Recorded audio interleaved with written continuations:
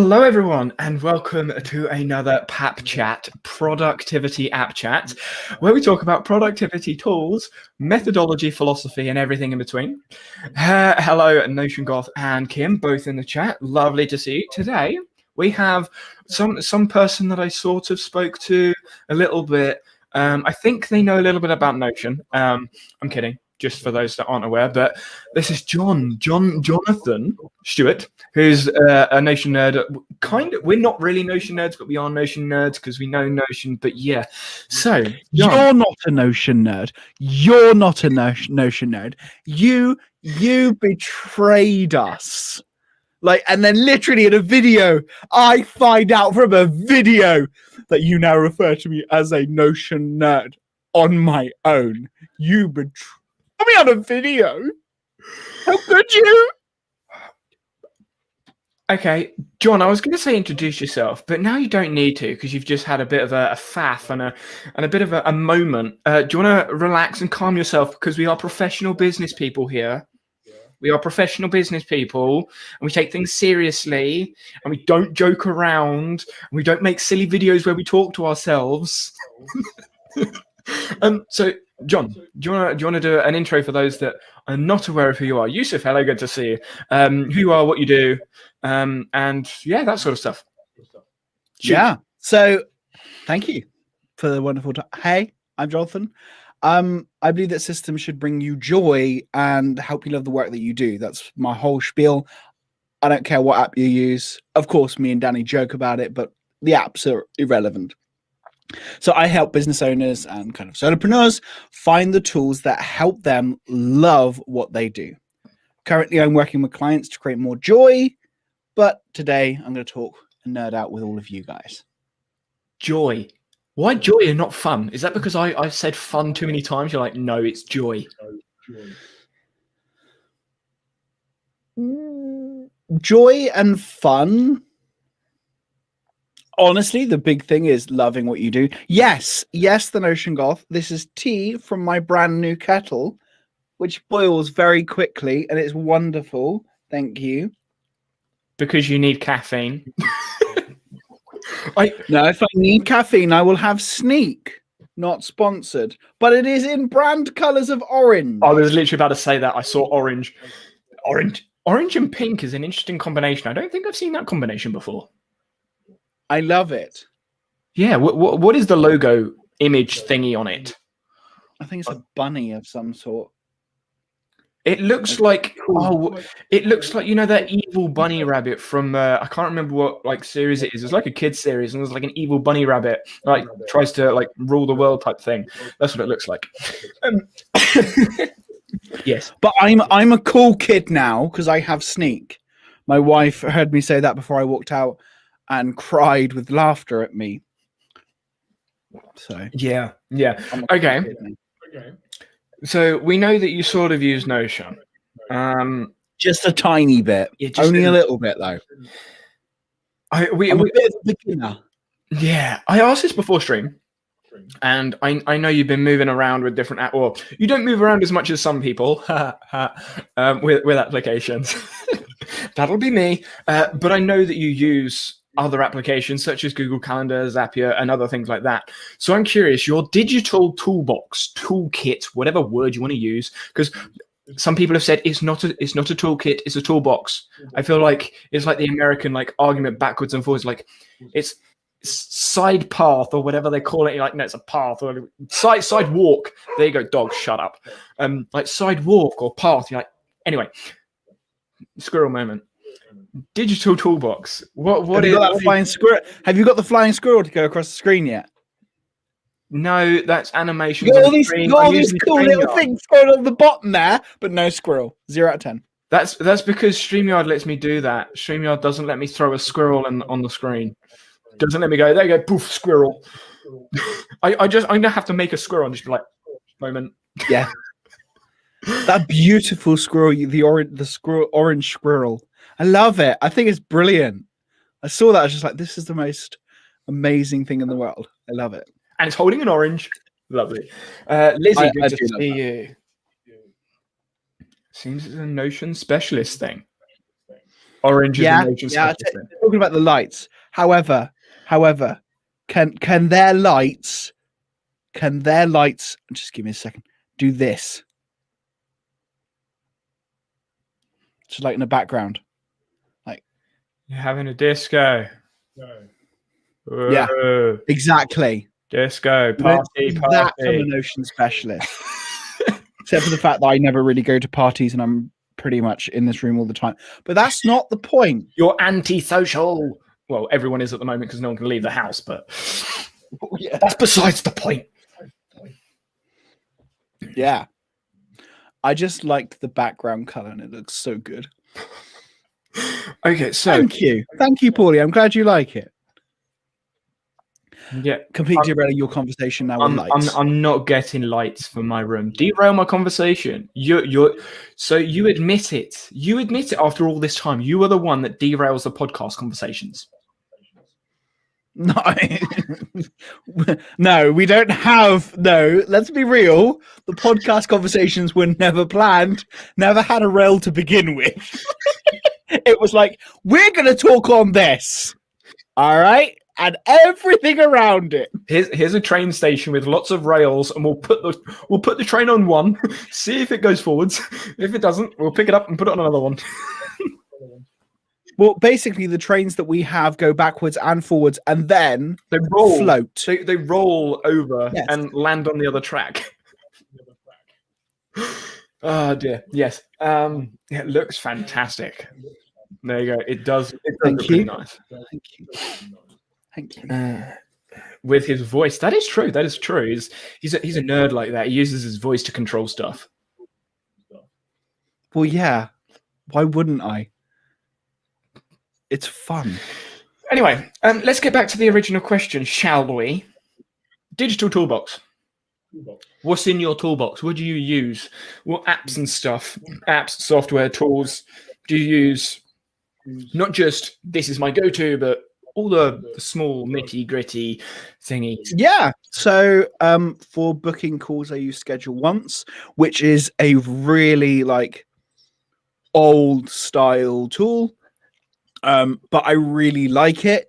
It is overly complex. It's just too complex for most people, but I really like the power I get of being able to book 6 sessions in one go.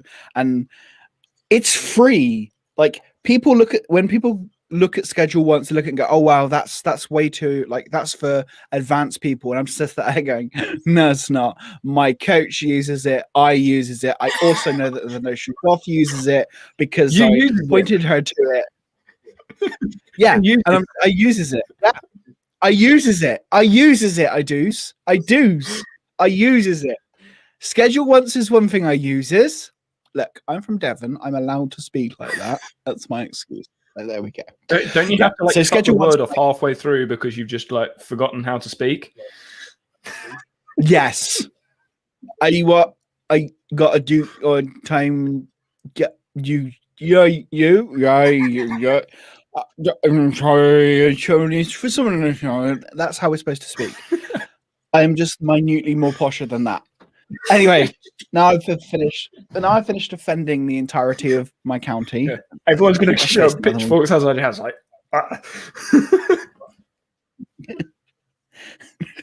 does me think of Gollum. I love it. I'm not going to try and do my Gollum impression. I can do many impressions, but Gollum is not one of them, and it annoys me. But anyway, in my digital toolbox, I have Schedule Once. I also have ConvertKit. Carry on going through. Don't do that. Don't bring stuff up if you don't want me to instantly answer. I was expecting you to finish the sentence, but now that you've stopped the sentence, we'll answer Paulie's question. Squirrel, come on. Oh yeah, come on. Have you forgotten how I work? I forgot that your attention span is the same as mine. Everyone else I bring on, they can focus. They can go, okay, I'm going to talk about this thing, and then we'll go. Yeah, no, okay.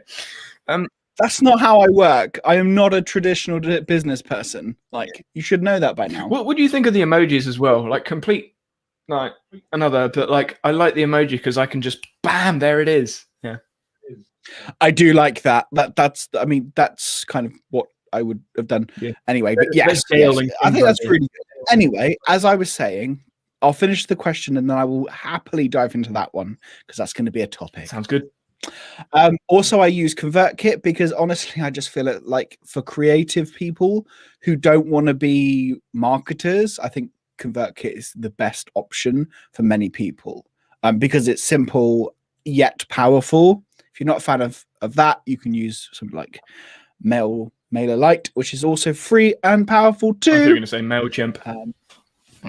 No, MailChimp can die. The monkey needs to die. It should never come out of its box ever again. Chimp paradox. I'm so fed up. Yeah. Yeah. It needs to stay away forever. And of course, as you touched on earlier, I do use Zapier. I use Google Drive because who doesn't who doesn't? I use Zoom because Zoom is good. Well, that's you. No one cares. Zoom. Actually, for all intents and purposes, everyone on this channel does care what you say. Darn. Damn it. Well, okay. Let's rephrase that. They care what I say, and then they go, "Oh, I'll do the opposite." Oh yeah, definitely. So, how many people here have backups? I have backups. And other apps. Yeah, you just use 80,000. You just use 80,000 apps, which is that's a bit of an exaggeration. How much of an exaggeration? I'm definitely in the thousands. There we go then. I haven't documented all of them yet though. So I'm only going to count like 40 because I've only documented 40. Yeah, so is that the majority of your toolbox? Because you've got that's pretty much. Like for me personally, yes. Like I don't have too many tools. I play with a lot of tools because that's kind of what I do for my business is to figure out what tools are best for people, like what the tools and systems are best for people. And of course, top of my list for me is Notion because Notion works exactly the way that I want it to work. Real people don't use backups. They release it as open source and let everyone mirror it. That's funny. I love that. That is a really clever way of doing backups. You know who that is, don't you? Yeah, it's Bass. It's Bass. Bass has been on, I think, twice in the last month. So, but yeah, that's literally what I've been doing with my coding notes. My coding notes are on GitHub, and anyone has access to them. So, as well as obviously files. Yeah, it's pretty good when you're coding. Like for me, I'm not really coding because but you don't have to. I learned enough. It doesn't have to be code to be on GitHub. It could be a markdown file or just a text file. Yeah, I mean that's effort. Only Gits use GitHub. Yeah, I know. Funny one for those that haven't seen the video. That was my joke. He stole it. No, it's not your joke. It's the joke that basically everyone you cannot claim the joke if it literally has that much effort to come up with. You cannot claim a joke. Well, actually, yes, you can. It's you, to be fair. I'm gonna claim it Low anyway. effort. It's mine. I'll put a trademark on it. I don't have a trademark, but I'm going to put one on it when I have a trademark. I have a trademark now. I'm a business pro. I have a trademark. I think. He says, getting confused. No, just making sure that there's no echo. What flavors sneak tonight? I can't remember. You can't.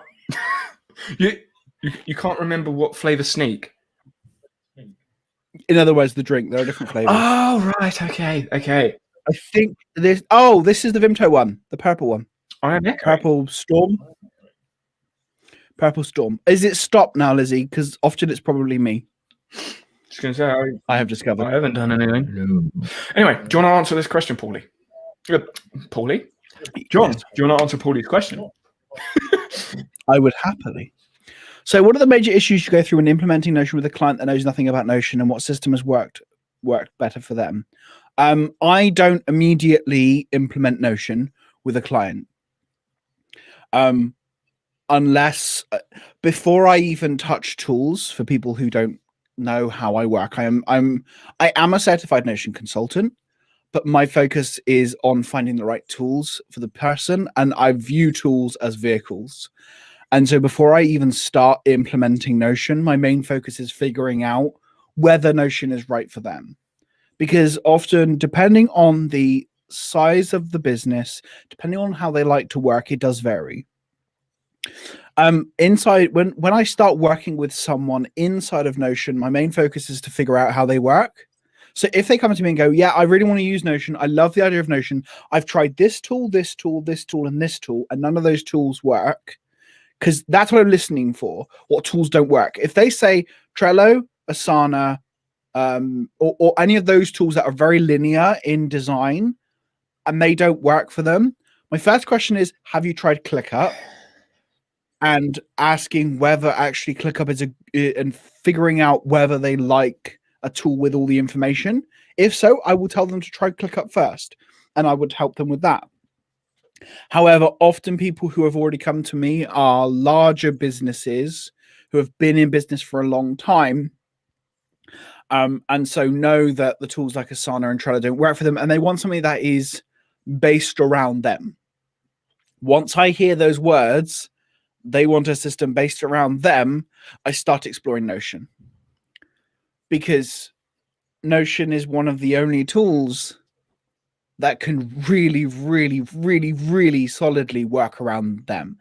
You do have to make sacrifices. And if one of the big sacrifices is, I'm linking to another task here, another question here, not task.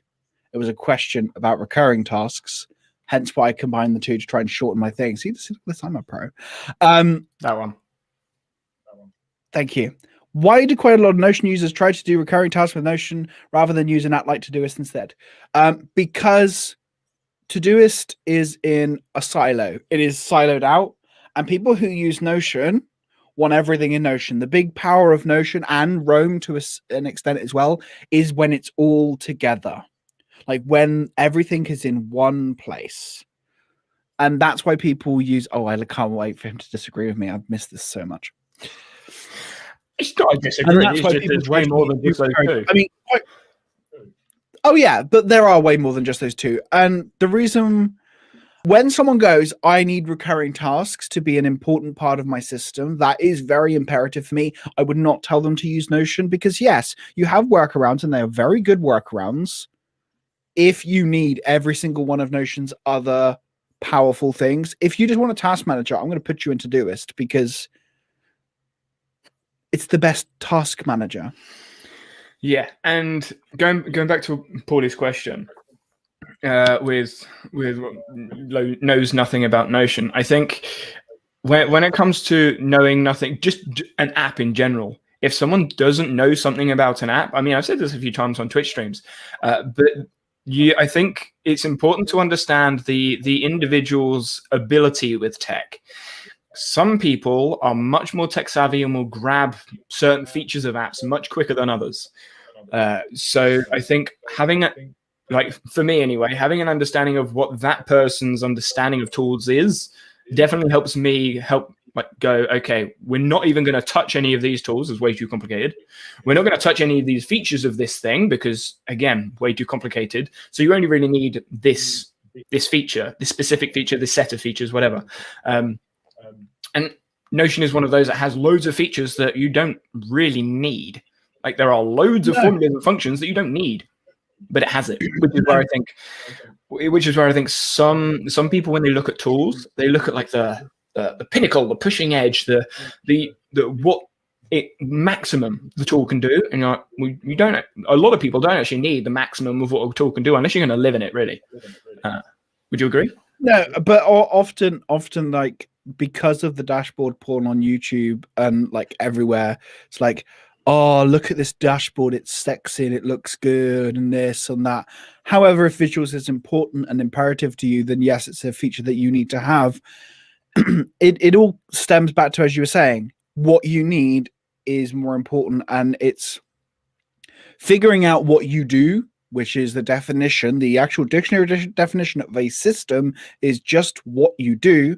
which people forget because system has this big, like, heavy feeling to it now. When people go, I must build a system, and I turn around and go, you must build what you do.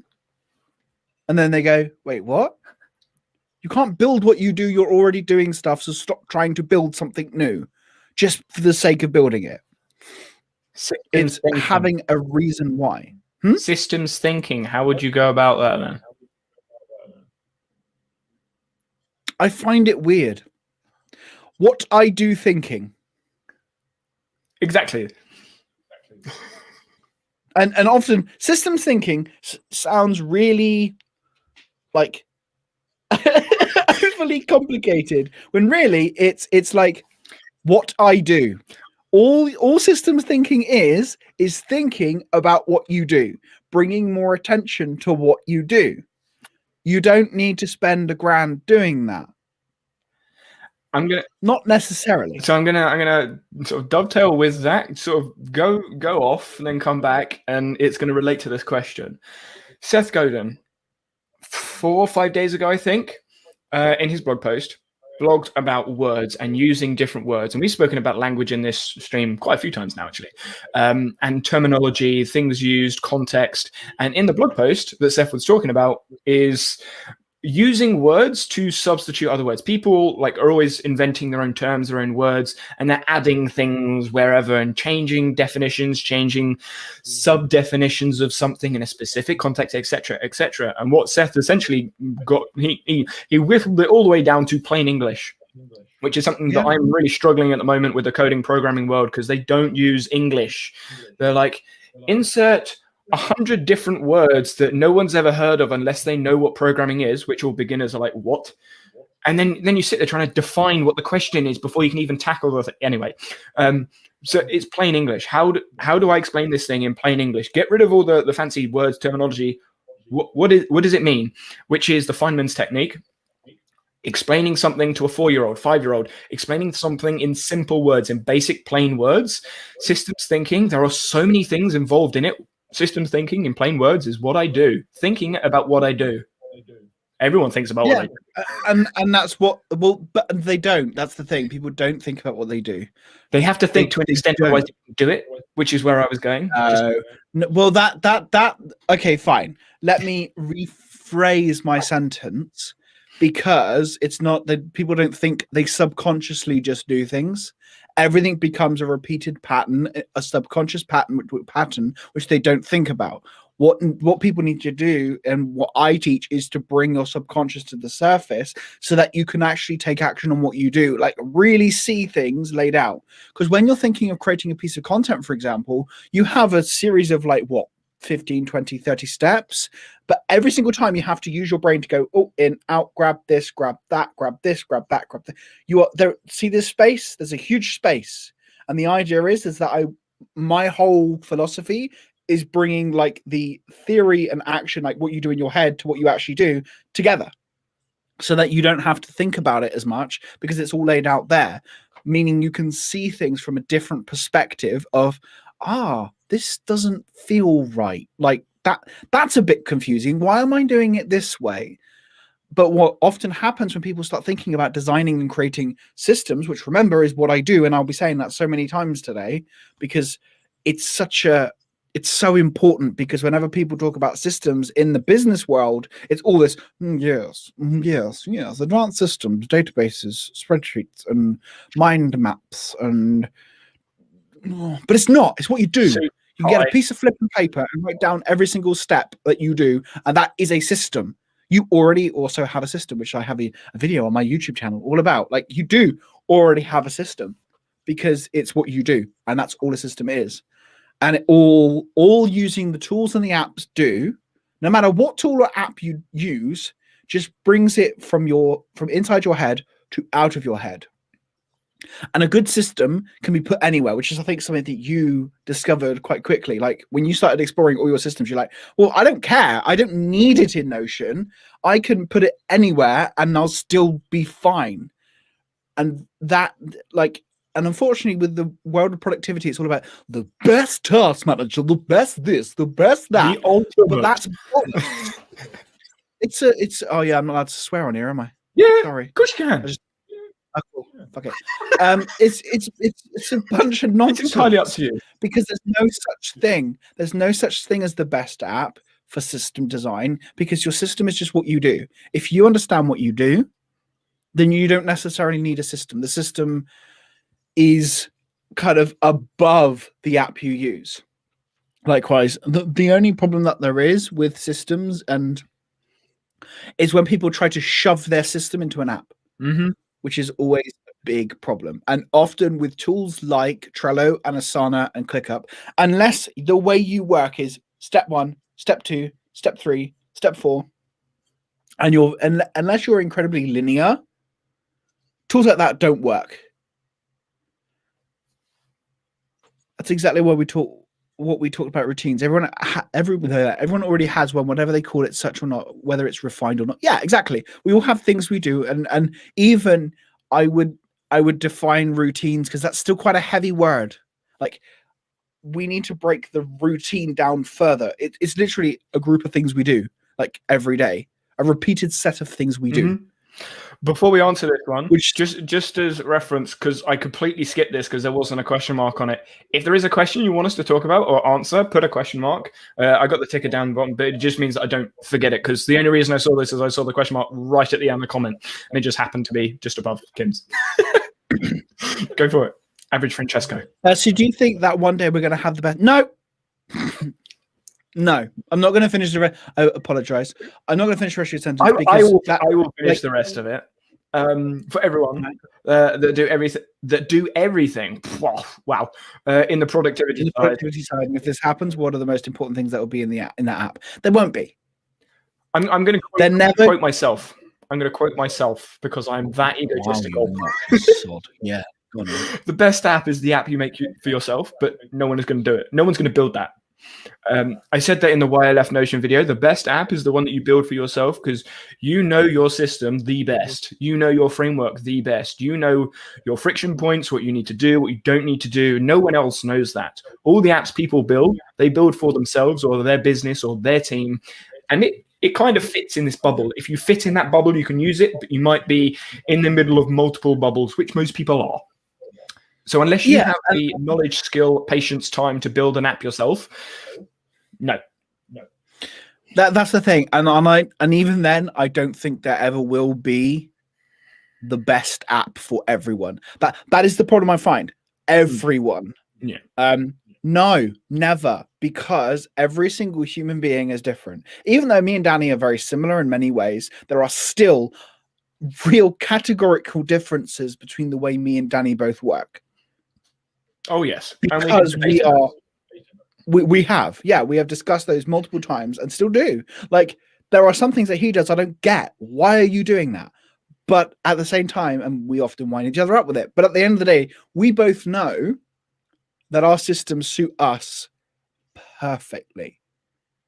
And that's the important thing, is that I don't think there will be a best app for everyone.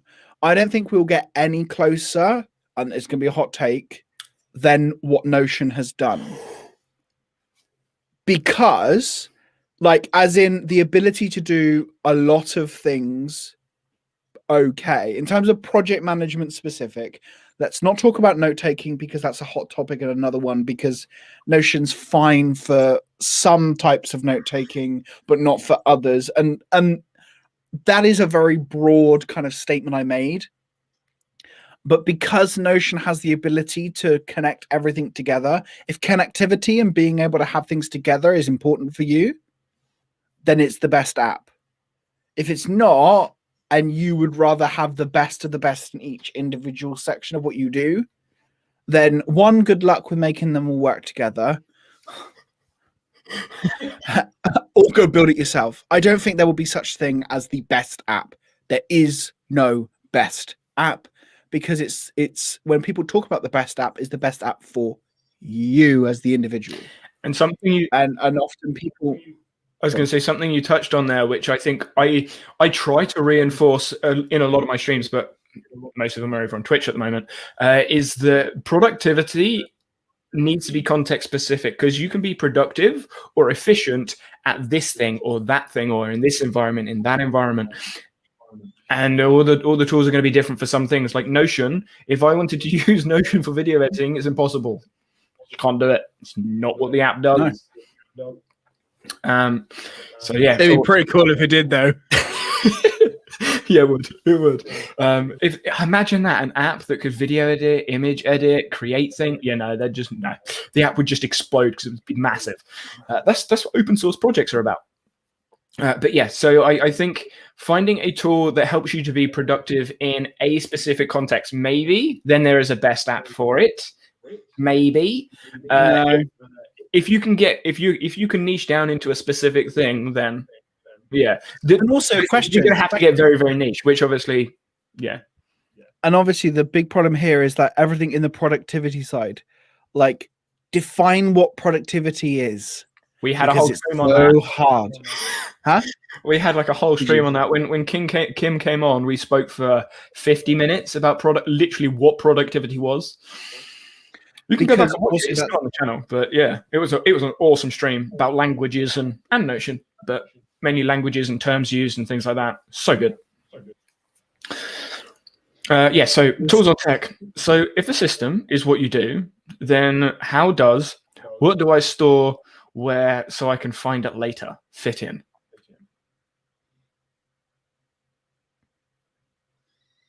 You look confused.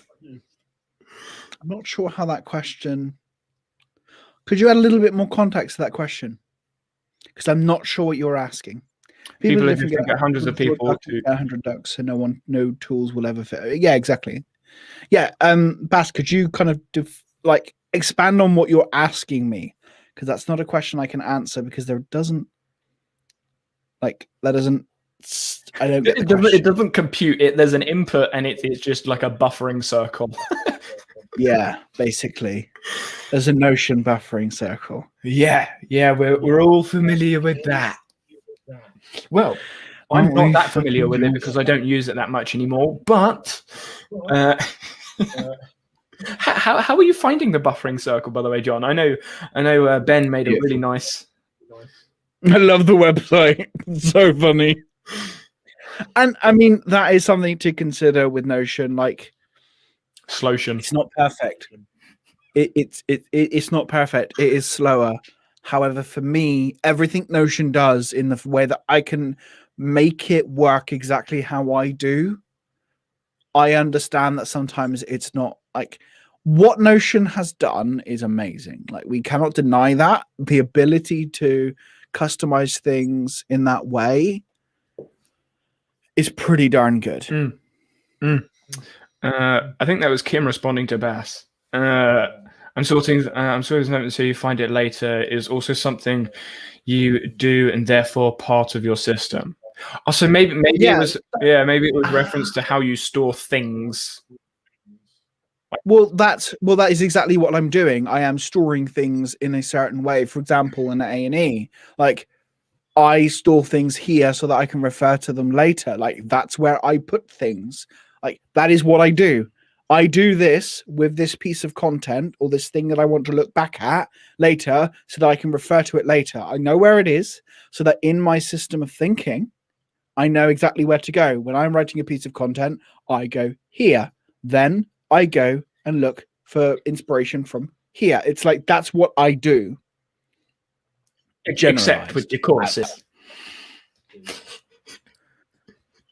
Actually, no, because I do the same with courses. Now that I've refined, so basically, when I first originally built the Course Junkie system, which is what you're referencing, like, it didn't do all of that. But as I have refined the way that I do things and the way that I work, it has become more and more of a tighter system that I understand really well. Like, your system, I don't think a system, what you do can never be done because it's what you do. So it will change. As you transfer into different areas of your business or different parts of your life, you do things differently. And as you learn more, you do things differently. So where is the line between storing something and using it and storing something and hoarding it? Where is it? Do you think obviously it's a blurred line, it's not a solid line, that's obvious, but how do you know whether you should store or shouldn't store, should retain, shouldn't retain, should back up? If I have to, if I want to store it, I'll store it. As far as I'm concerned, I like the idea of like the serendipity of ideas. When I want to find something to look at, I will go into my Notion and look through and go, oh yeah. Like, I think there is this really, people make out that digital hoarding is bad. Mhm. And I actually don't think it is bad, because when I used to feel bad about hoarding things and taking things in and like putting things in a space, I was always like, oh, I really shouldn't have too many pieces of content in here. And then a few months later, I'm like, oh, what was that post? I remember doing a live stream, I think it might have been with you, where I remembered an article that I wished I stored but didn't. So I then had to go and find it again. And 2-3 months later, his website's now down and you cannot get it anymore. But guess what? It's in my Notion. Because when I went and saw it again, when I touch it, it's mine. I take it because I find inspiration from that. As someone who creates content, as someone who kind of has these ideas, information in it. Oh, I like what another Notioneer put. Information is information, and it can remind you of things or spark inspiration. Oh, that rhymed as well. I like that. Yeah. Like, if it's a spark, I want it. I will not store everything that I look at, because obviously that doesn't make sense. But if it makes me go, cool, I will take it. If it's like, I could use this, I could talk about this, I could find a use for this. I don't know how, when, or why, but if I could come up with a use for it, I will take it. It is mine, my gritty. It's my. I want to have it so that I can look at it when I'm ready. Because I also, yes, I do not know. Yeah, it is better to have it and don't need it than need it and don't have it. That's my attitude. And let's be honest, Notion has unlimited storage, which you have proven. Thanks for breaking it. I didn't break it. It was a coincidence, and we proved it was a coincidence because Bass said so. Yeah, right. Notion be in touch with your seat. The thing is, no one even noticed. No one even noticed. But yeah, so I think what you said there, though, in my mind, hoarding is just taking stuff down just for taking stuff down. There is a process for you capturing something. So even if you've got a big vault, base, knowledge, brain, whatever you want to call it, if it's full of stuff, I wouldn't say you're hoarding stuff. If you've got thousands and hundreds of thousands of notes, I wouldn't say you're hoarding things. If you're putting things in there just for the sake of putting things in there, then I would say that's hoarding. That would be in my mind what hoarding is. And I do that. See what you're saying. Like, there's not a definition there. Like, if I'm taking stuff in for the sake of taking stuff in, well, I am, for all intents and purposes. I do not know whether this will be useful. I just have an inkling that it will be useful. And there are some times where I won't use things. It's like you in terms of the way that I personally work, you cannot go, will I use this? If I'm not going to use this, then I'm just not going to have it. Well, I don't know whether I'll use it, because my business moves so fast. Like, the way I do things moves fast, and I have to be like, how do I know I'm going to use things? How do I define that? I can't, because what may not be useful for me is useful for other people. Do you capture things like tweets? Yes. And I assume you capture things off TV as well, like notes off TV, movies, ideas, thoughts. Not as often, no. But I don't watch many movies. Do you watch TV that much? No, not really. Okay. My TV is YouTube. That's fair. But yeah, but there is obviously a sensor in your mind as to whether you're going to capture something or not. And but don't ask me how to define that. but that's what I'm because saying. it varies. I think everyone has a different. That's why I said the line's blurry. Like everyone has a different barrier line, like criteria, as it were, to capture something or not. There is always a decision as to whether you're going to capture something or not. Normally, if the friction is reduced, you're more likely to capture more stuff. I think that's an obvious one. Oh yes. Huh? Oh yes. But I think the hoarding aspect is just, if something was really easy, for example, I don't know, if someone made a script where it just transcribed every word of every YouTube video, that in my mind is like excessive hoarding, because you don't need all of that. But grabbing the links to the videos to refer to back later, definitely useful. Question from Kim: If you have a purpose for storing it, is it really hoarding? That is there is that pesky language thing again. Yes. But I think purpose. Strictly speaking, I hoard things. Because if you look at the dictionary, I can. There's me trying to be really professional and like really posh, and I'm sat there not being able to say dictionary definition. Isn't that great? A hoard is a large group, a multitude, or number. So it is a mass of things. So basically, I hoard. By the dictionary definition, I'm hoarding. However, there is emotion attached to that. People feel that hoarding is bad. Well, yeah, we could go there, but won't. Like, it depends on your definition of hoarding. Yeah, and it's interesting Kim has put purpose in there.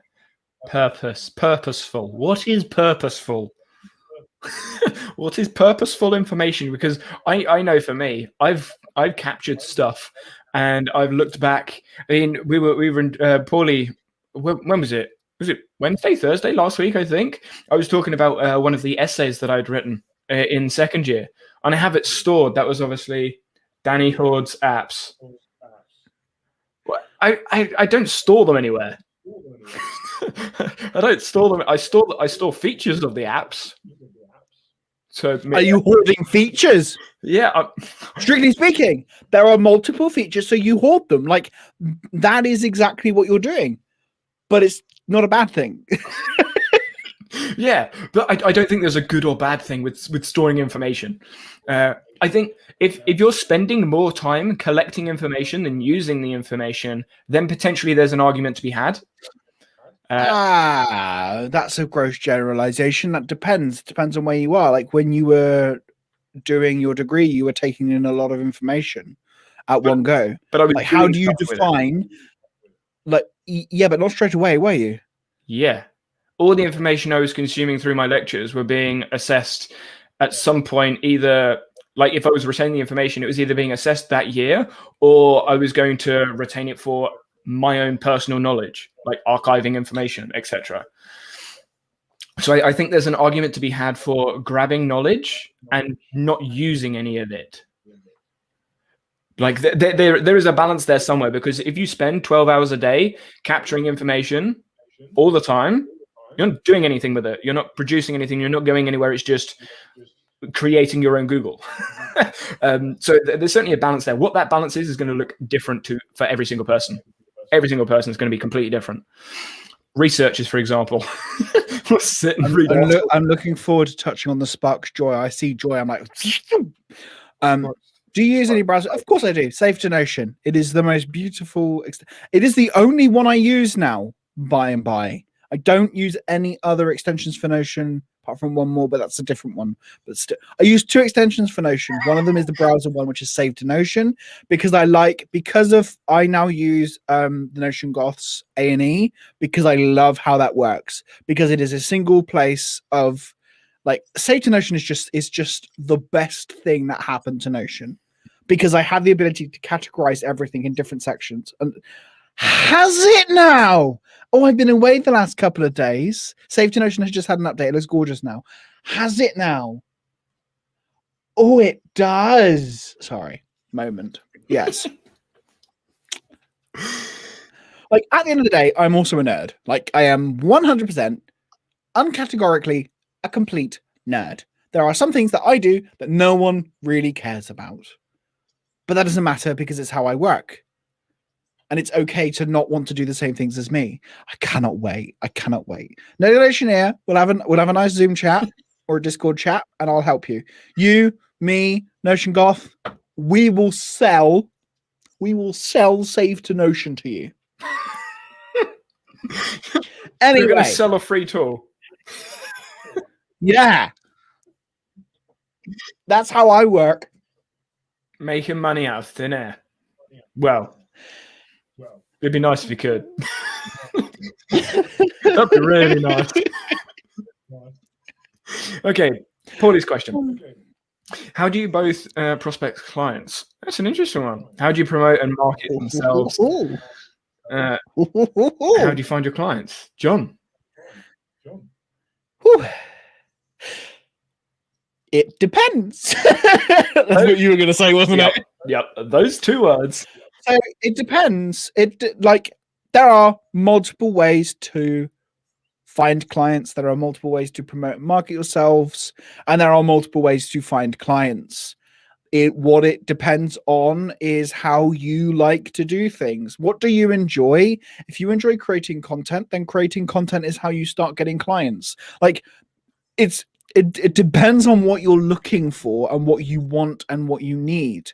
In terms of marketing, which has become really an almost a dirty thing to do, I am just stalling with words to find a really good quote from my database. You're just waiting for Notion to load. Hey. Notion is, where's wood? Touch wood. You can't see it in the camera, but I am touching wood. Is really fast at the moment, and I am really happy with that. Shush. I better make another database. No, you will not make another database. Stay out of it. Marketing is just, and everything in business is a relationship. Like everything in business is creating a relationship. And it's just, how am I doing that? As in the finding clients that joy, fun. Oh, how am I finding? Okay. Me? I don't know. I don't do anything. They just flock to me. I hate saying that because it's the most unuseful thing in the world. But I don't. People find me like what I assume is because people see what I do. They find me, they talk to me, and that's it. Like it's there is no magic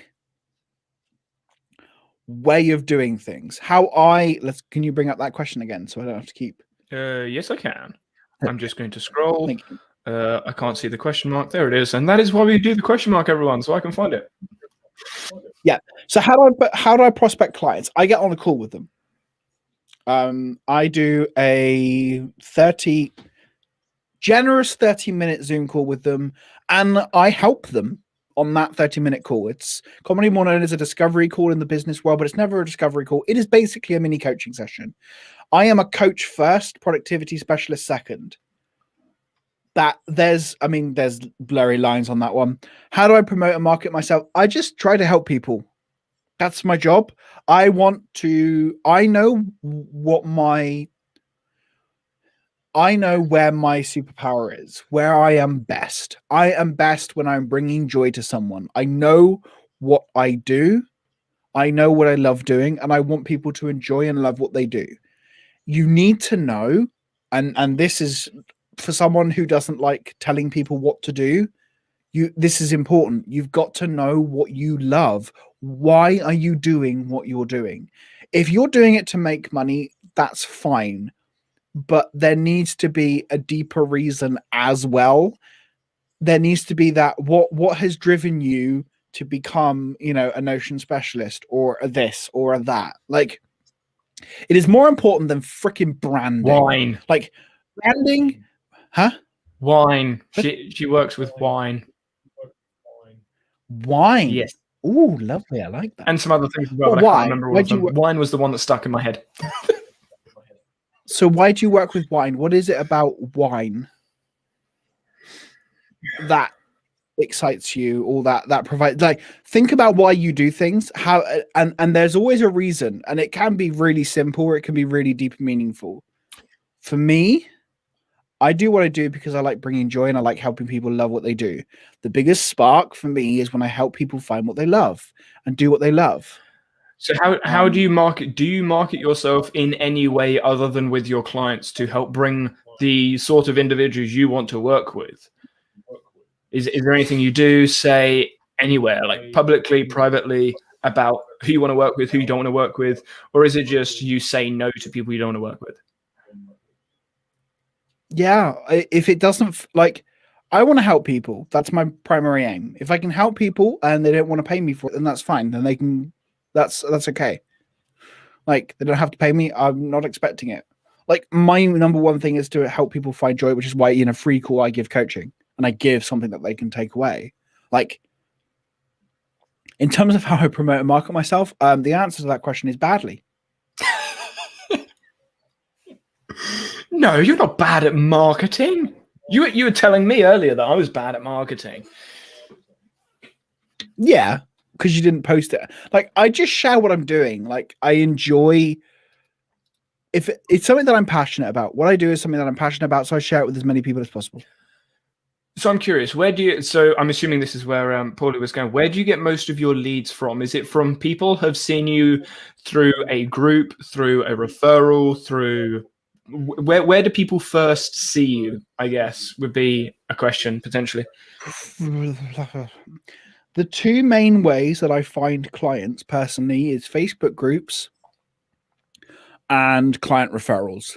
Client referrals is my number one way of finding more clients, because of the way I work is not, I wouldn't say it's not sellable, but it is hard to quantify what I do.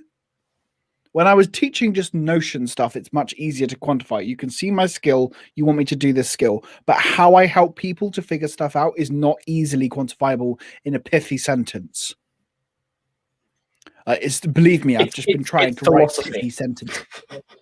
Like, my philosophy is what people love, but you cannot define your philosophy online very easily. You have, apart from through creating content. I was going to say, you'd have to then create content around your philosophy for people to then either engage with or not engage with, but that takes a lot of effort and time. Yeah, it's about it. I choose the slow road because I care about. YouTube is certainly slow. Oh yeah, no, that was defined by both. Like, for me, there are many ways of making people my clients. I love psychology. I don't have a degree, but I could have one.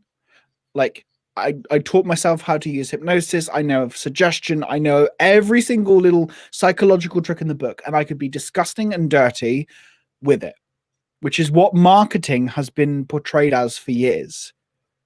Because marketing is a sales tactic, is a trick, is tricking people to love what you do. That is disgusting to me, and I hate it. I was going to say, please clarify with that one, because I don't like that. You said that's what marketing is. I'm like, no, it's not. No, it's not. I'm going to hit you. No.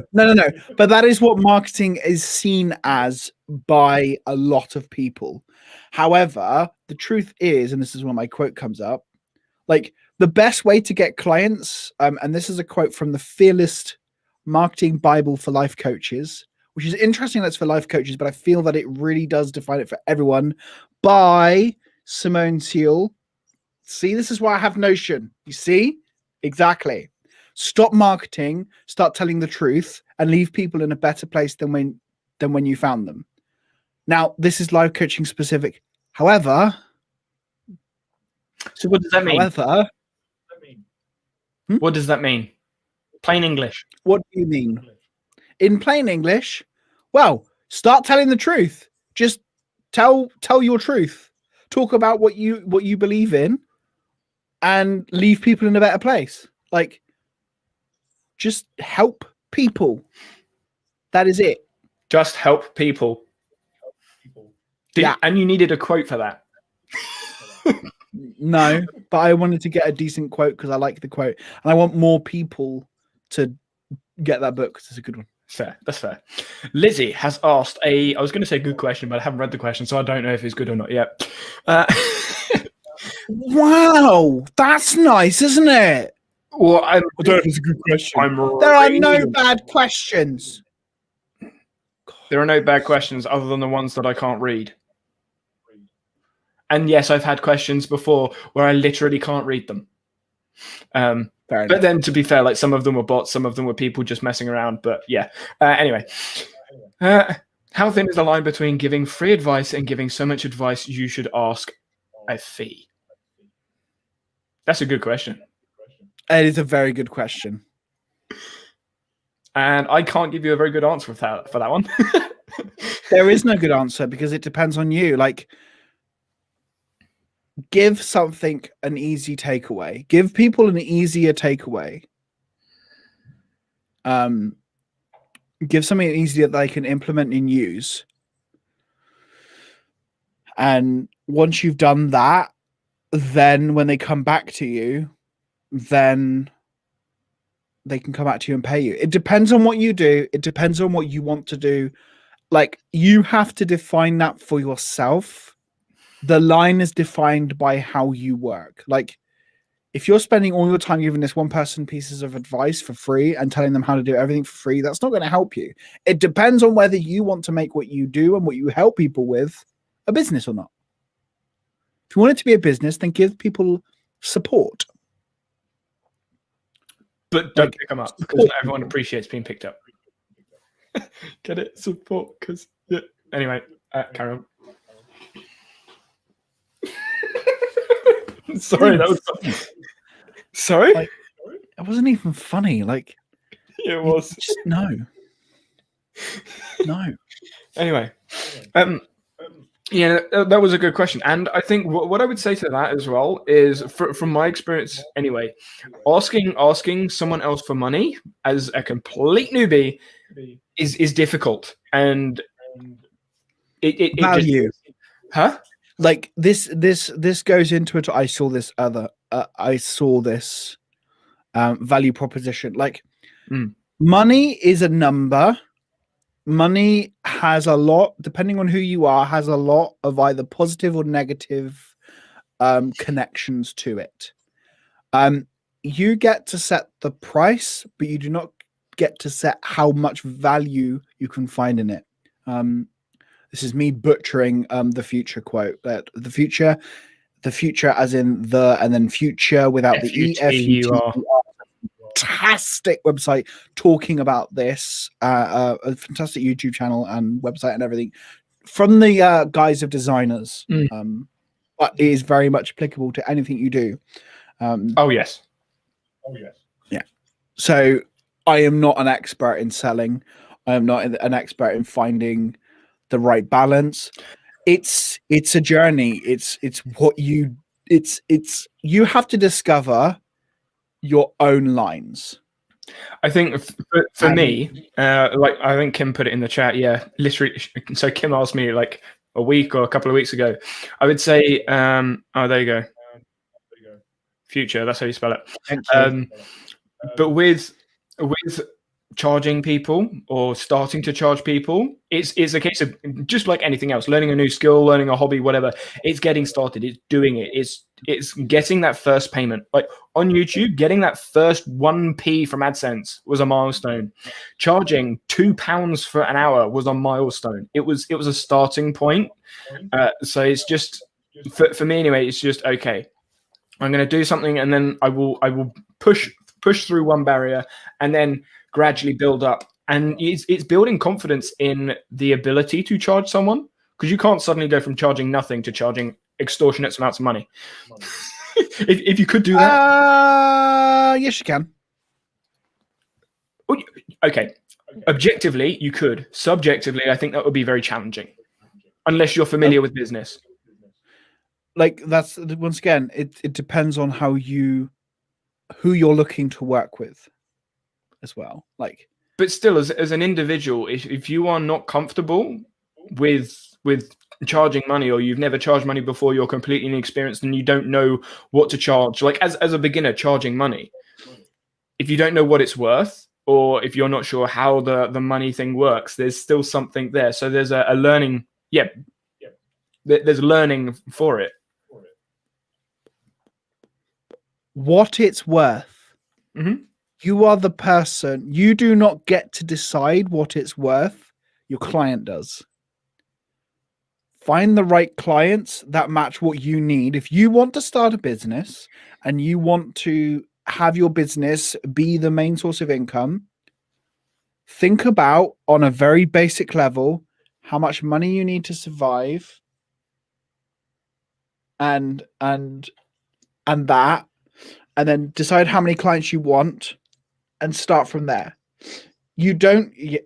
Yeah, Notion Goth's got it. I wonder where she got. Yeah, thank you for literally saying that. You don't charge for what it's worth. You charge for your expertise and knowledge, because your expertise and knowledge, your experience, and how much time you've spent in what you do, it adds up to quite a lot.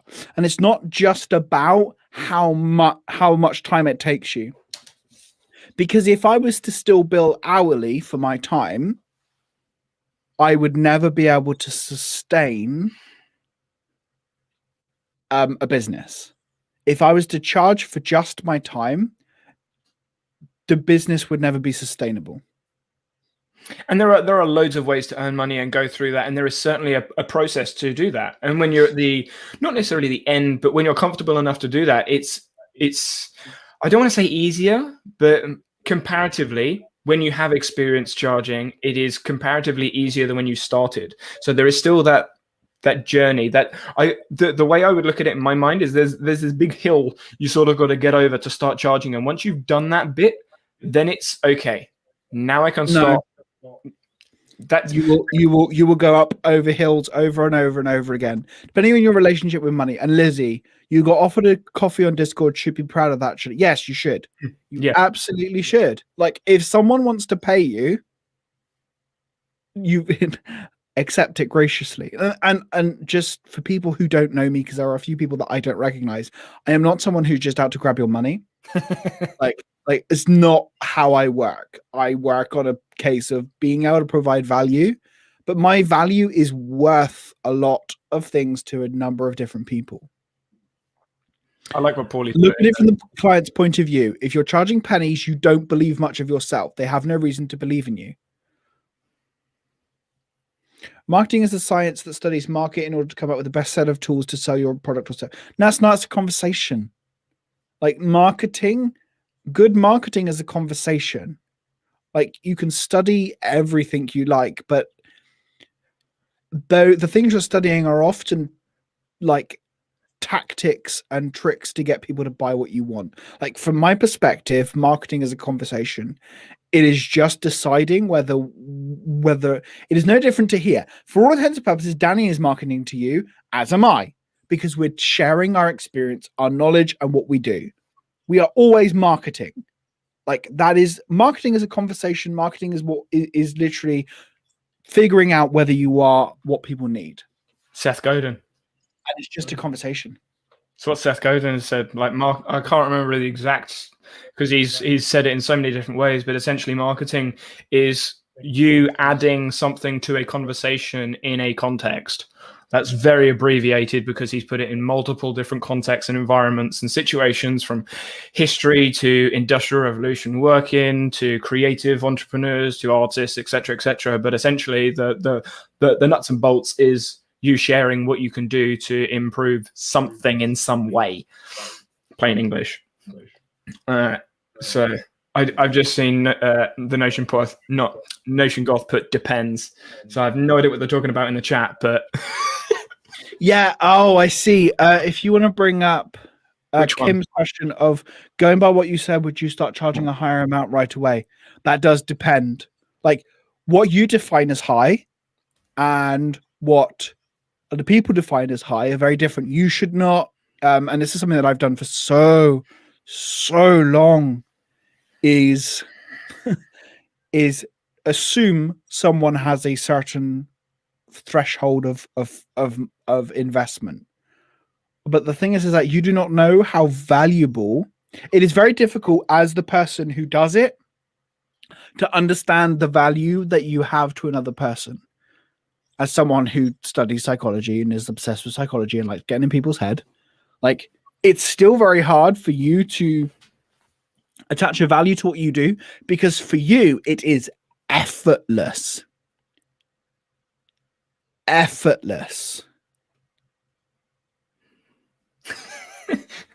Liz has just said, it may be the way I am, I look for free stuff. I'm exactly the same.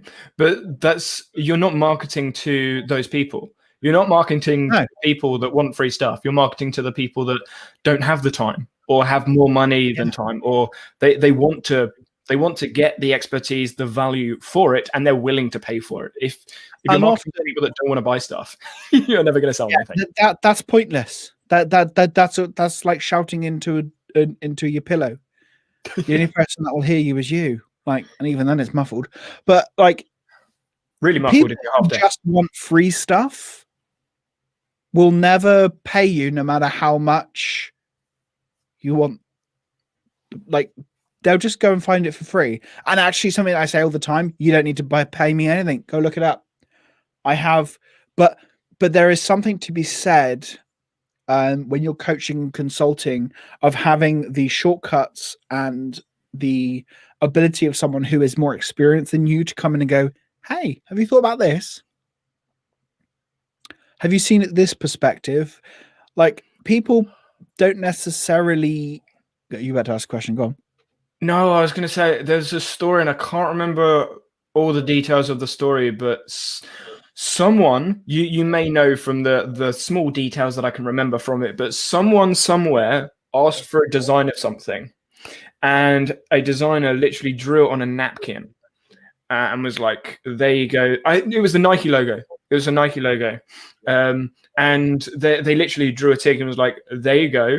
And they charged like hundreds and hundreds of thousands for it. But it took them 5 minutes to draw it, and like a napkin and a pen. But it took them like 15 years of design and all the rest of it, the behind the stuff, the behind the scenes. And so you're thinking, okay, wow. And that is, I mean, that's a unicorn example. There's not many of those examples, but it's still there. It still exists. But again, that was certainly a journey, because that designer went through I'm going to give out loads of free content just to get a reputation, to be a part of it. There is certainly a journey to be had, and there's, like you mentioned, there's bumps and hills in there. But that first one is just, I think you can put it in chat, just the $1, the £1, the £1, the first bit of income you earn for yourself is a massive milestone. As someone that's recently done it, but yeah, and also you have to be prepared to look at your relationship with money, because that's a hard one. Like, this is why I'm being very cautious on how I talk about money, because a lot of it is just my own opinion and my relationship with money. If you are coming from a place where you are not wealthy, then or not wealthy, financial wealth, if you're coming from a position where money has always been hard, from my perspective, that's always been the case. Like, moving up in the world and where money has been seen as a bad thing, money is just a number at the end of the day. Like, it's always, and even though I'm no good with it, like, it's just a math problem. If you want something, figure out where you want to be. Like, set your goals. Like, I want to earn X amount of money a month. That's where I want to get to, and then just then go backwards. It's interesting you bring in goals. Figure it out. It's interesting you bring in goals. Is that the same? Oh, shut up! Didn't we have a discussion on a podcast about goals? OKPs and PIQs and the rest of them. PRs and Yeah, I love paying experts, because experts save me time and as a result money. But true experts are rare. Yes, they are. They are. I don't like the term expert. I'm not a fan of it. No, me neither. I find the word how do you define an expert? I think people have expertise. I think people have expertise in certain fields, but I wouldn't say they're experts. The thing is, there's always someone who knows more than you. Oh yeah, about something in some way. Oh, excuse me. And if I offer things for free, am I stealing the money from someone who needs it? No, because the people who want to come to myself or people who charge a lot of money, which is defined in different ways, will have the people will still come. You will have the people who want things for free. If that is the audience you want, then that's fine. Like, that's okay to have. Like, you are not stealing the money from someone who needs it. Nope. I'm just going to put this out there. If that was true, every single individual that has made a how-to video on YouTube or on the internet or an article that's free to access is stealing money from someone, which technically I guess is true, but that means everyone is stealing from almost everyone. But that's Google. That's literally what Google is. Google gives you the answers that experts potentially could give you for a fee. People who want, when you start selling stuff, it's not the fact that you're selling something new or special or amazing. It's the fact that you're saving people time. Which is exactly what Bash just said. Like, it's about saving time. We'll go with that capable people. Yeah, capable people. Yeah, if you're capable at something, you can help and support someone. The chapter ahead. Yeah, you can sell to the people behind you, and then you can look up to the people just in front of you. Like, you will never end your journey. Your journey will never change. Completely. The notion is just literally puts it right above. Too many true experts are ones that will continue learning and admit when they don't know something and find out where or who might know. That's the thing. That's the cool thing. It's like, you do not, like, to sell something, to be in business, you do not have to know everything. You do not have to be this. We can't. Like, well, yeah, you can't, but often we think ourselves as we have to get to a certain level. We have to be at least, as an example, like us, you have to be at least as popular as we are. And then you at least have to hit this milestone. Once I reach this goal, then I can start charging. Nope. Once you are a little bit ahead of someone else, you can help support someone else and they can pay you for your time. It's as simple as that. It's just a trade. Mm-hmm. It's just a trade. Just a trade. Completely agreed. Completely agreed. Even though, like, I know I still have a lot of learning when it comes to money, because I just do. It's part of the journey I'm on, and I'm talking with lots of people about it, and lots of people in business don't like what I do. not don't like what I do, but sorry. No. What do you mean no? Yes, I agree. Oh, yeah. One of them. And it's, for me, it's not something I had worried about, but now moving forwards it is. It's on my journey, it's on my path moving forwards. And also, just I want to come back on that, because that was a joke when I said, yes, I don't like what you do, it's disgusting. Like, that is me teasing and just for context around it, because context is important. Like, Danny doesn't value himself to the point where he could, and people would pay an awful lot of money for what he does because he is good at what he does most of the time. Yeah, I love that little. Yeah. It needs to be long. Danny is good. Danny is really good at what he does, and he doesn't value himself to the same degree as someone else may, which is common. I'm not picking on Danny, because I'm almost the same, and I charge, I think, 2-3 times as much as you do. Or at least I think it's more than that. It's just, like I say, it's just fun. For me, it's fun, but for other people, it's serious business. So yeah, exactly, and not even serious business. Like, I still have fun, and that's kind of, I do define what I do with fun. I want to enjoy what I do. I love what I do. Joy, not fun. Joy. Yes, it's the same thing. There's no difference. You just. I'm gonna go and get the definition of both in a minute and just like go. Nah. Are you gonna save that in your Notion? Mm. You'll need to save it in your Notion for the next time we have this discussion. Absolutely. I'm gonna add a new A&E, which is definitions. That is a really fucking good idea. Just give me a sec. You could just Google it every time. Why would you go into Notion to find a definition of something when you could just go to Google? It takes just as long. Because it saves me time. Just Because I want to save myself time.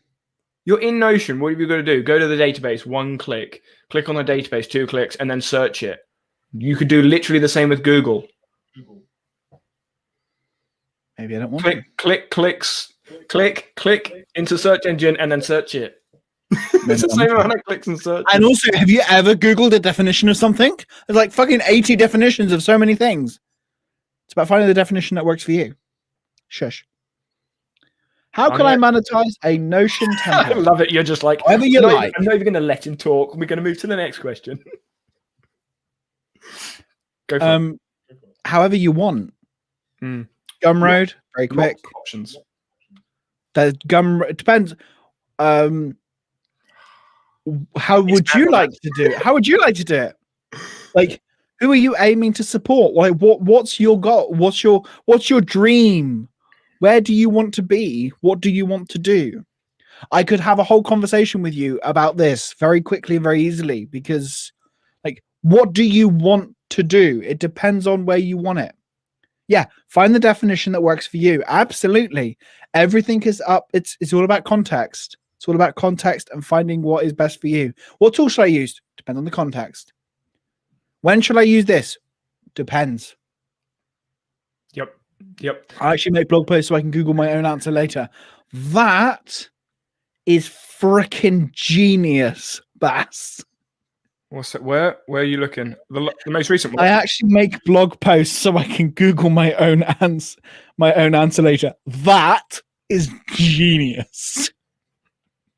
Because not only does it put you up in search rankings because you're searching for an answer and then finding your blog post, so it's that, which is very good. But 2, that's really quite good. I might have to borrow that.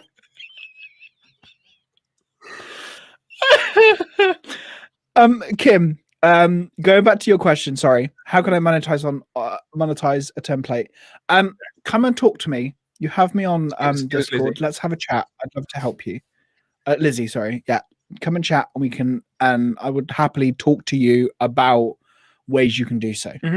And just share, because I could riddle off like hundreds of different options, but I would prefer to talk to you. Yeah. And have a chat. I mean, Kim, if you want to chat too, it's fine. I was going to say, yeah. Whoever wants to chat. Oh yeah. Like, if you have questions about like monetization, like how to get started, let's have a chat, because I would be happy to help you and talk about what's what. Yeah, I think what? Something for me anyway, when thinking about selling, is the why. It's the why you're selling. Because when I look at a lot of people, because there are tons of people on comment sections that are gonna that say, I'm gonna sell this template, and loads of students do it as well. But they're doing it because other people are doing it, and they think it's just an easy way to make money, which it's not. Just because you made a template, passive. Yeah, passive. No such thing. Yeah, just because you've made a Notion template and you're selling it on something, it doesn't mean anyone's going to buy it. So there's more aspects to it. I mean, I guess we could come back to the marketing, how people are going to find it and things like that. So Gail, I'm late, but so happy to have made it to the Notion. Yes, it's a reunion, but a short-lasted one. Don't know when we're doing the next one. I don't know. Maybe do it every couple of months or something. Yeah, we'll have a catch up every couple of months. Yeah, definitely. But yeah, so I know a lot of people that are. I mean, even in the app space, they build an app thinking it's going to be the next Facebook. You're like, nope. and also, it doesn't have to be like. It's about figuring out what you want. And it like, where is your journey going to take you? Like, what's your journey? What do you want? Why do you want to make it? Lizzie, you can chat to me. I'm not going to charge you or expect you to pay me for more, so don't worry. Just to say. And one day we will return. Eventually. What are you eating? I saw it was chocolate, but what sort of chocolate is it? I want to know. Sweet potato brownie. Oh, it's a brownie. Sweet potato brownie. Bites. Little mini ones. There you go. Yum. Are they homemade? That looks like a homemade type. No. Oh. I don't have time. Yeah, maybe it was made and your kids did it while you were working or something. I don't know. That's true. No. But yeah, that. That's true, but no. So I've asked this to a lot of the other guests coming in. I'm curious to hear your thoughts on this one. When I said value, I was not talking about the future of dog's barking again downstairs. The future of tools, tech. Where do you see it going? Because some people are saying it's going to go all voice, maybe actions or VR headsets. There's been some really interesting answers. Where do you see tools, tech, software, etc., going in elements of productivity space? Or do you reckon we just go back to paper? Wherever they need to. Yeah. Need to. The needs of everybody else. Like, it doesn't matter. Like that doesn't matter. Yeah, probably voice. Yeah, probably VR. But wherever it goes, it will go. Everything will change and everything will move and we'll move with it. Like, it's a weird question. It's meant to be a weird question. I like that. I haven't heard that one. Neuralink. That's like super spacey out there, but eventually, yeah, it probably will go there. That'd be kind of cool. Quite like that. Can't imagine that. No voice, I hope. Siri. Okay. Doesn't understand me, so no, I hope it'll get better. Yeah, I think it may get better. Can I say what? Can I just say I'm loving the exclamation mark? I probably should put that in the ticker down the bottom as well.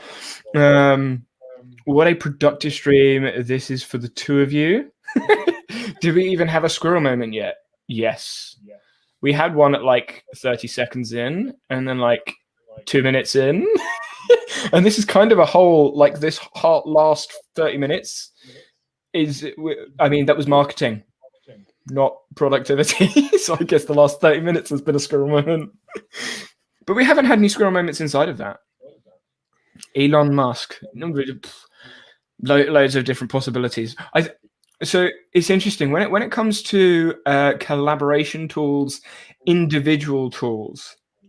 Just thinking about them in general. For individuals that don't have teams or people that they work with, obviously I am one of those currently myself. Do you think?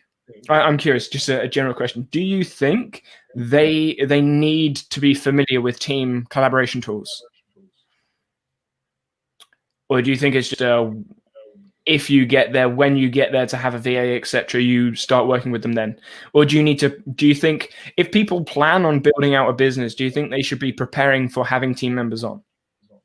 Or I guess a better question, when should they start planning for that? Ooh, that's a good question. I like that one. I never planned to have a team. Ever. I'm liking that question too. I'm thinking, I'm like, yeah, that was a good damn question.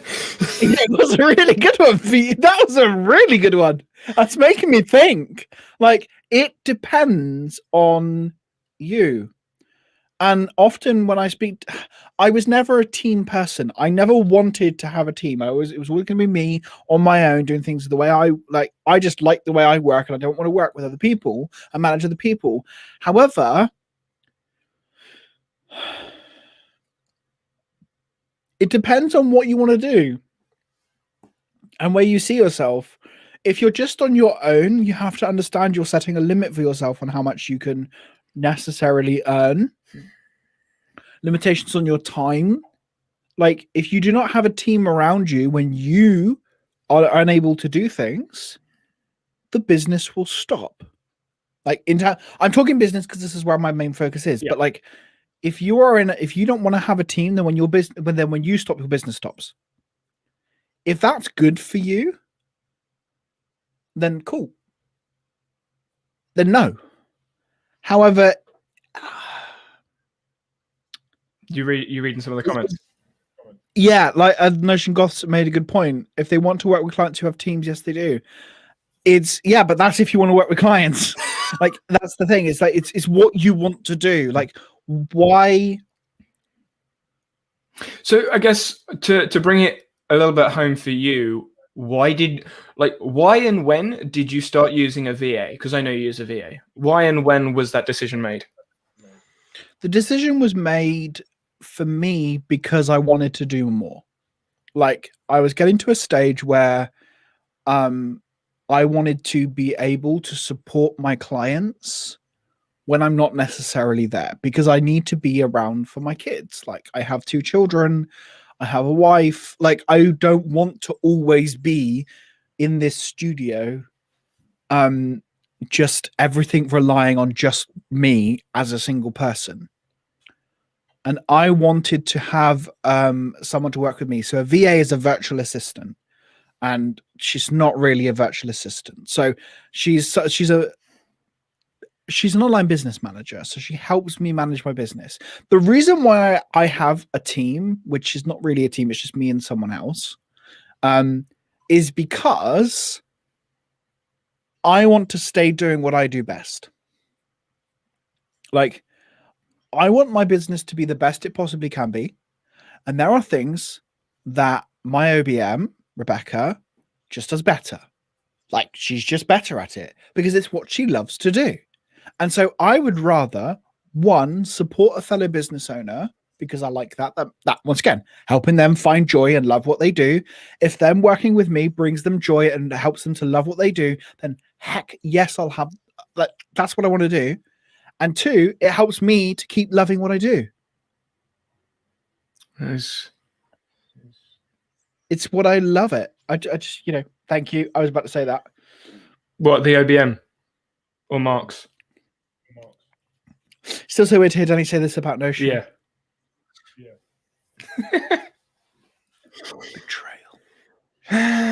Yeah. Okay. Yeah. Like, I decided that I wanted a team member when I started wanting to focus and prioritize on what I was doing, because I don't have all the hours of the day. Unlike yourself, Danny, who can do everything all the time because everything's kind of taken care of for you. If that's not correct, pretty much. You have most of the things that, like, you don't have to worry about bills. You don't have to worry about, like, food, stuff like you don't have as to much, think about. Not as much as other people, but I still have to think about it. Yeah, like you could get away with not think. There's a lot of things you don't have to think about, which I do. That's just the way it is, and that's fine. That's cool. That's good. Like, that's really a smart thing to do at the moment. Yeah, and I think the thing. I mean, that's I guess maybe that's a home environment thing. Because obviously, still living at home, I still have to pay rent. Still have to think about food when I'm eating, when I'm not eating, cleaning, and the rest of it. Like all the housey types chores. But you have a family. So yeah. Like what was it? I think it was 2 weeks ago. We spoke about responsibilities. Where the responsibilities were, how many responsibilities are good, bad. We need we came to a rough conclusion that we need responsibilities to feel like we're doing something.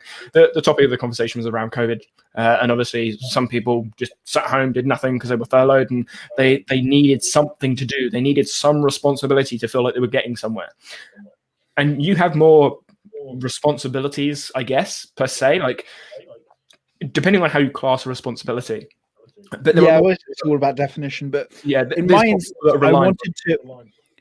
It was what my priorities were as me, what I care about, and what I care about most of all is helping my business, my people I work with, helping them find love what they do, and me continuing to love what I do. Like, that's my priority, is to make sure that I continue to enjoy what I'm doing and love what I'm doing. However, there are always certain aspects. I know where you're going to go with this. So I'm going to come and get you just to make sure. Go for it, because I really don't think you do. I don't know Like, I lost my train of thought now. I think the difference is this: what would happen if you couldn't pay rent 1 month? What would happen if? Yeah, that's the thing. Yeah, Kim's the point between you and I. The difference between us is like, what would happen if you couldn't pay rent? What would happen if I couldn't? Exactly. Yeah. There is a huge difference in that matter. Like, it does fall partly upon me to make sure we have food in the house, to make sure we have like the rent's paid. Like, all of those things are important for me to be able to do. Yeah, the consequences, which goes back to that. How do you price yourself? Like the consequences of I like that. That's good. Yeah, consequences of responsibility. Like, the reason why I hired someone is so that I can continue doing what I do best, and so that I can start focusing on one thing, because I don't have the same amount of time, the same amount of energy, the same amount of ability to do all the things that I was able to do before. Like, I have to prioritize what I want in life, because that's just the way it works. I have to prioritize. And so for me, I wanted my business to be able to run without me if needed. I mean, yeah. Yeah, so the analogy that I like to use in my mind, because I come from the strength and conditioning world, is you have a baseline of energy during the days, and there are some activities that are above it, i.e. overreaching, some activities below it, active rest, and then you have like the full rest. What would you say is, because you say you enjoy your work, but obviously everyone that works, even though if they have fun with work, same with me, like there is a certain amount of energy you need to expend when doing that work. What for you is your rest? I'm going to chill out, because it sounds like to me that you enjoy playing with tech and tools and apps, but you enjoy working with loads of people as well, and you have a VA to part ways with some things. Like, as an entrepreneur, obviously, we're like, yes, we're going to work 24 hours a day and completely burn out. But we need to rest. What for you is resting? Is it sitting on a sofa watching a film? But you just said you watch YouTube, or eating brownies, that's your resting.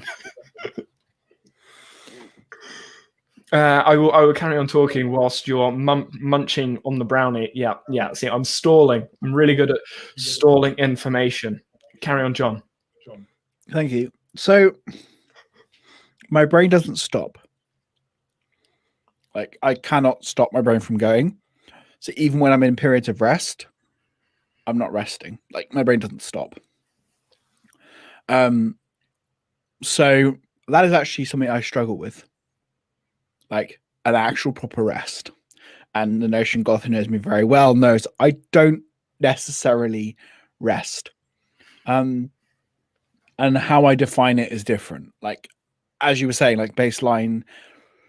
I don't sleep. It's like, not quite that bad. Hey, don't drop me in. But I will. I know when I need to stop, and I will. And that does vary each time. And being able to.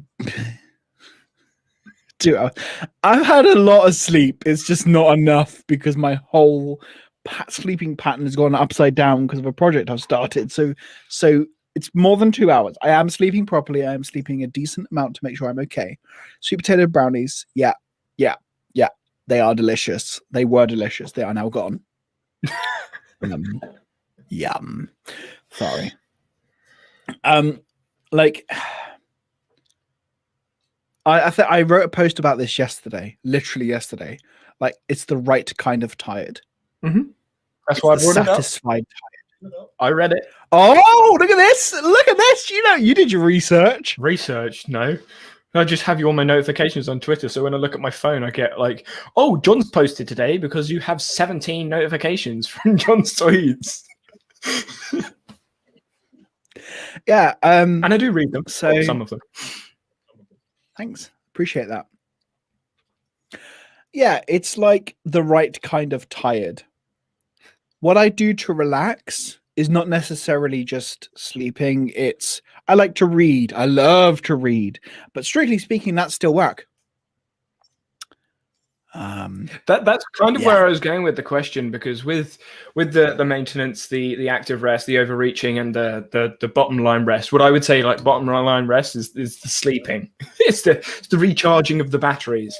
But we're never completely gone, because our brain is always going. Well, I think most of us, our brain is always going. We're always thinking about things, which is why when we're in the shower, supposedly resting, we get great ideas, or walking the dog, or whatever it happens to be. So we're never fully resting. I was just wondering where your metaphorical barrier in your mind is, where it comes to, okay, I need to take a break from this thing, because I know you're not a massive fan of Pomodoro. I can't stand it. There we go. So I was wondering how you sort of go, okay, I've been working at this for 7 hours. I should probably get some sleep now. Like, what is it in your head that makes you go, okay, I need to change task, or I need to go to bed, or like, how do you set yourself and go, I need to do this, or I should do that? What's that trigger in your head? But like, for me, I don't think I should do something, or need to do this, need to do that. Like, it's I just know, which is a rubbish reply. But like, when I'm ready to stop, I'll stop. Like, I don't have a fixed way of working, because I can't. My brain does not. Danny hasn't tested sleep trackers yet. Basically, testing apps while sleeping. He's thinking about it now. Well done. Well done. The thing is, I have actually thought about it. It's just I don't really know how I would go about doing it, because I don't like wearing things like bracelets or rings. Just nah. So I think I know when I'm tired, when I start making. Like, I agree. I think Nerdy Notion has captured it quite well. Like, when I start making mistakes, it's time to stop. When I'm getting frustrated, it's time to step away. When, like, that is kind of my. I can't use that in coding. That's like 2 minutes into the problem. I'm like, I've misspelt that. I've done this wrong. No, simple mistakes. Like, it's when I'm like, I know how to do this, but I'm doing it wrong anyway. Yeah, that's an interesting one. For me, in my mind, my brain works quicker than a lot of my actions a lot of the time, which is why typing. Mine too. And when I'm coding, or I'm learning to code in Python at the moment, I will have finished writing the first bit in my head, and I will start writing the next bit before I've actually finished the first bit. So I'll misspell things, I'll miss things out, I'll miss colons and commas, which is a pain in the bum when you're coding. And it's the same with Notion formulas as well. Like, you go through the Notion formula, like, why isn't this working? Oh, I skipped that whole bit. So yeah, I was just wondering, because like, we both, I think, honestly, if I'm trying to be valuable here, but if I just say I don't know when I stop, because there's a part of me that just doesn't stop.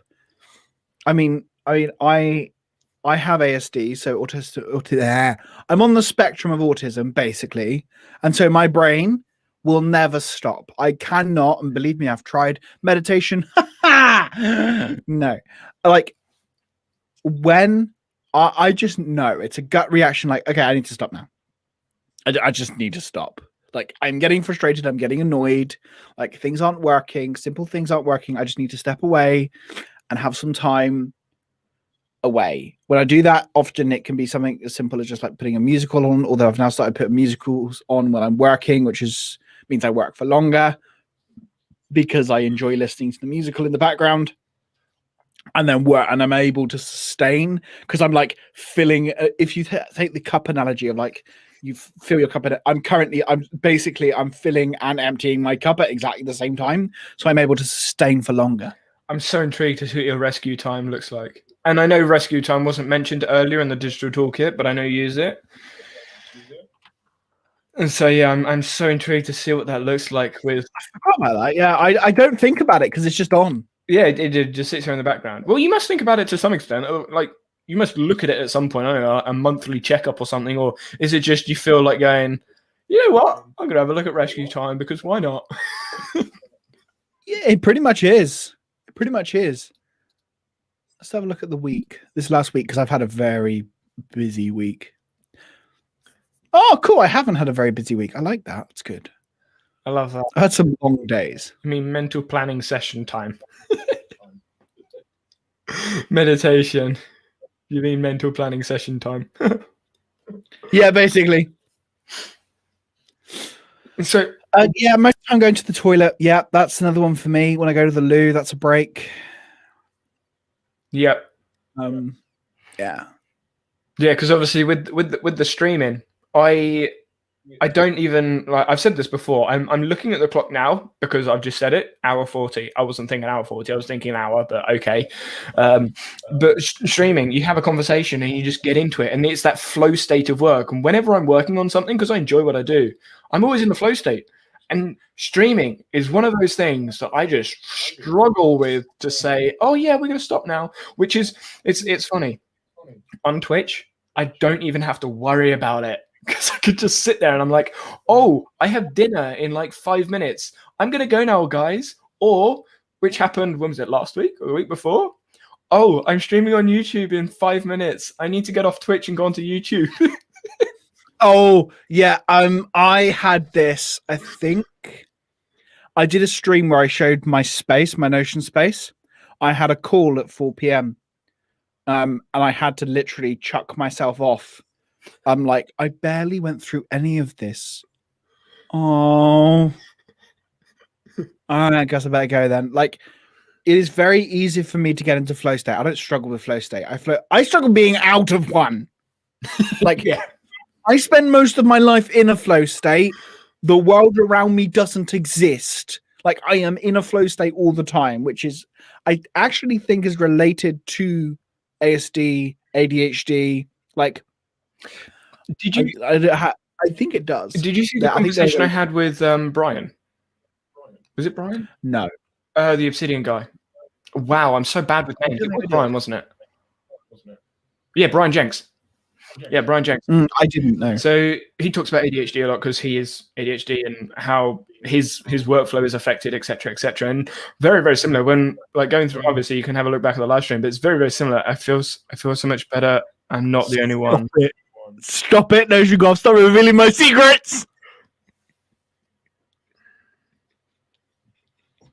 She's been like she's worked all day, and I'm like, oh hi. When did you finish work early? No, it's 8 o'clock in the evening. Oh, I should probably eat now.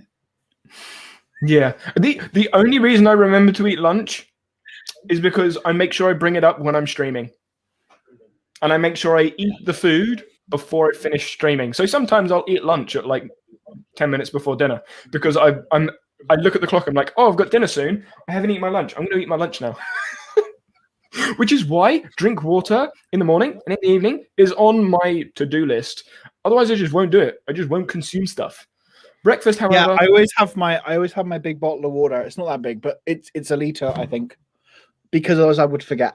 This was here this morning. This is my morning water. This is my morning water because I forgot. But yeah, I feel so much better. I'm not the only one. I'm still searching for my flow state. I've not discovered it yet. Figure out what you love to do. Like, you cannot find your flow state. That is not the best way of going about it. Your flow state, you get into flow state very easily if you know what you're doing and you love what you're doing. And if you don't if you're not fully invested in what you do, often I struggle to get into flow state, but once I'm in my flow state, that's it. I'm never out. Like, it's the starting which used to trick me. It's like, I'm gonna sit down and do this now. But as soon as I get started, it just happens. Like, I do not set. I find it really funny.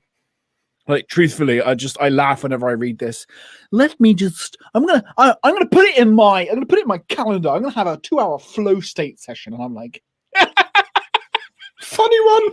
We need 2 hours. What are you talking about, love? 2? Yeah. I have a 2-hour flow state in the evening when I go to bed. That's why time blocking. I just laugh at it. I laugh at it. Yeah. Can YouTube be my flow state? Yes. Where was that? Yes. Right at the bottom. Gail. Oh, Gail put. YouTube. Yes. Yes. If you are totally engrossed in something, that is what a flow state is. A flow state can be productive, and it also can be unproductive. Oh yes. Oh yes. Like, yeah. Minecraft. Like a flow state. Yes. Yes. Minecraft, for example. Yeah. But a flow state is not good or bad. It's neutral. I'm just going to do this, or I'm just going to do that. Oh, I could do this now. Oh, I could do that now. Shit, it's 6 a.m. I have school at 8. Yeah. that was like flow state is not negative, and it is not positive. It is not productive. It is not unproductive. It is just what it is. Like, a flow state is what you get into when you are engrossed in something. It's not this magic thing you have to drink a coffee an hour before, or what other nonsense crap that I see hacks to get into your flow state. Oh, piss off. Just do what you love. Like, do what you love, and then you will go into a flow state. I love learning. I can spend 3-4 hours learning things. Me and Danny enjoy streaming. We have literally spent nearly 2 hours streaming, and it feels like 5 minutes. Because it has been 5 we love to get rid of the hour 40. Yeah. That's how I look at it. we still need to do that 12-hour stream, just saying. I know. I want to do the 12-hour stream, believe me. Well, you're busy, so that won't be happening for ages. Well, with us anyway. No. Maybe we'll just host it without you, and you can come on for like an hour at some point. Maybe. We'll see. Who knows? Minecraft is productive. Absolutely. Not sure about that one. Times is more about keeping. Whoa. Is keeping people away. People getting into your flow state is a reason for murder. I think this may be because I'm half deaf. It's very hard to get my attention when I'm working. I'm also like. Yeah, like although I can get frustrated, like I don't like people getting into your flow state. That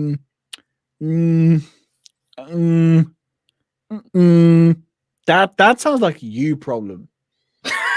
Like, frankly, like I mean that in the most kindest of ways. Like, people can disrupt me from my flow state, but I'll get back into it quickly. That may just be me and the way that my brain works. Like, my issue is never getting into flow state. It's staying out of flow state long enough to communicate with my family. Yeah. Like, honestly, like, that is my biggest issue. I am trying to reduce my flow state because I spend too much time in my flow state. And then when you go talk to your family, you're talking to your family about what you were thinking about. And they do not care in the slightest. And then when you finish that conversation, you go back to exactly what you're doing anyway. So your brain doesn't really go anywhere. Your body just moves and your brain stays, whatever you were doing. That's a good point. Notion Golf. Minecraft is how I decompress at the end of the day. Very productive. Yeah, absolutely. Like, I find that's how it can be. Anything can be productive and not. I tell my kids to agree. It's the same as food. Everything is healthy in moderation. It was at this one. I tell my kids who are grown teenagers who interrupt my flow state. I brought you.